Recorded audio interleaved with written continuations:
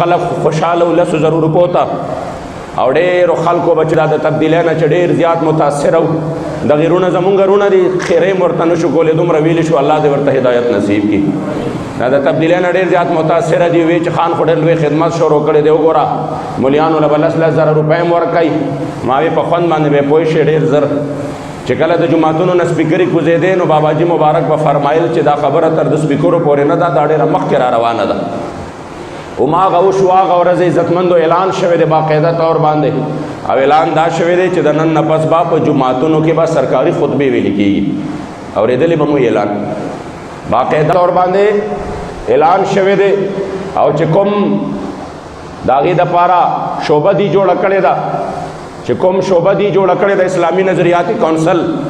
په هغې کې د ټولو نه اول څه چلو کو د خپلې مرضۍ خلک واغستل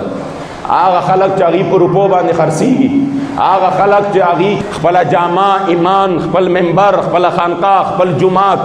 دا د عهدو دپاره خرڅوي دا د کرسو دپاره خرڅوي او بیا څه چل وکړو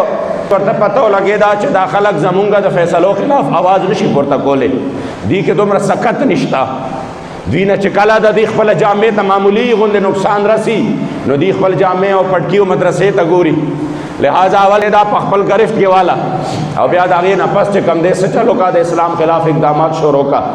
نو بیا په هغې کې ویلي دي چې څه سرکار وایي تاسو به هغه خطبه وایې څه چې سرکار وایي تاسو به هغه خطبه وایې یعنی په منبرونو باندې به زما د محمد رسول الله صلی الله علیه وآلہ وسلم دین نه بیانېږي بلکې سرکاری دین به بیانېږي سرکاری دین پیژنې سرکاری دین دا شو چې په کومه کې کافر ته کافر نشي ویلی چې په کومه کې قادیانی مرتد او ملعون ذکر نشي کولی هغه ته کافر نشي ویلی د اولیاءو او د صحابه کرامو ګستاخ ته ګستاخ نشي ویلی چې په کومو کې ته احقاق د حق او ابطال د باطل نشي کولی دیتا باندې هغه دین چې په کومه کې ته د جهاد تذکره نشي کولی چې په کومه کې ته امت ته چې حق وینا او حق لاره نشي ښودلی د دې وینا د دې تمه د دې چې مرضي ده یعنی دوی د مسلمانانو نه مکمل ماکوان جوړوي یو منبر دا ځای و چې د دې منبر نه به احقاق د حق کېده د دې منبر نه به یو د حق اواز پورته کېده دا هم دباول وه چې د کومو خبرو مخکې د امیر المجاهدین دې قوم ته ویلي چې دا شی را روان دی قصید را ورسېده که نن هم مونږ په خواب د غفلت باندې اوده شو او مونږ د خپله مراعاتو للته ور نه کړه مونږ د 10,000 للته ور نه کړه او مونږ چورلټ انکار ونه کړه چې خبردار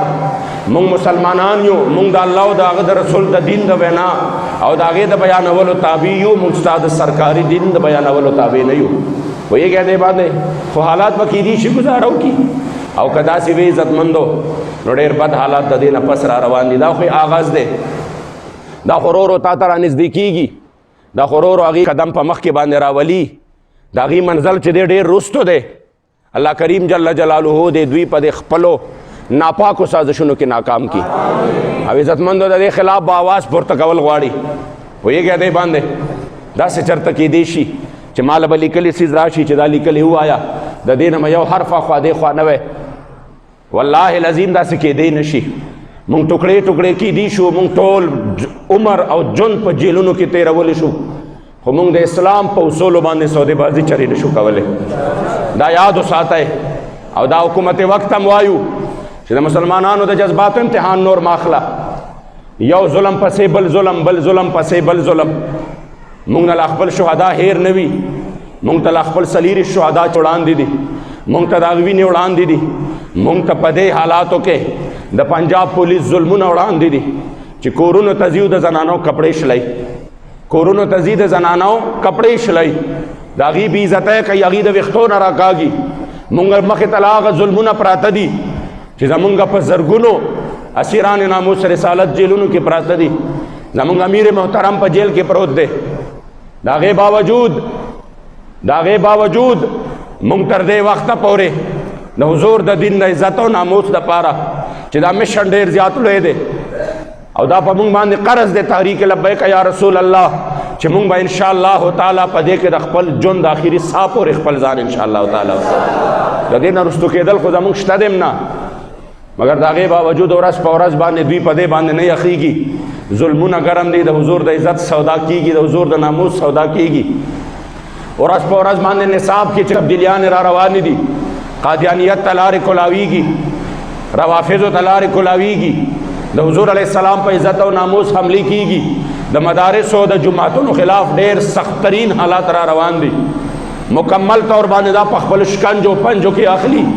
همدارنګه د جماعتونو نه د حق आवाज د دباولو کوشش کوي. که مونږ نن سر ټیټ کو، نه یاد ساتئ آئنده نسل به مونږ چارې معاف نه کړي. دا زه تاسو ته وایم او څوک چې بیا زما دا خبرې اوري هغې ته بیا وایم چې راشئ د تحریک لبیک یا رسول الله څنګ په څنګ باندې حصه جوړ شئ، راشئ د دغې بې غیرت او بې دینو نه، د دې نااهلو نه توبه وباسئ چې څومره عمر هم تېر شوی دی، په هغې باندې د الله نه توبه وباسئ، د هغې کفاره ادا کړئ، د حضور د دین دپاره میدان کې ودرېږئ. که نی سترګو پټېدل دي او چې کله سترګې پټې شي وکړه سودا په زړه او روح. نن په بازار د مینې سبا به نه وي دا سودا، کومه سودا چې د نن. راځئ چې نن دا عزم وکړو چې انشاءالله مونږ به په هر حال کې د حضور د دین دپاره میدان کې ودرېږو انشاءالله.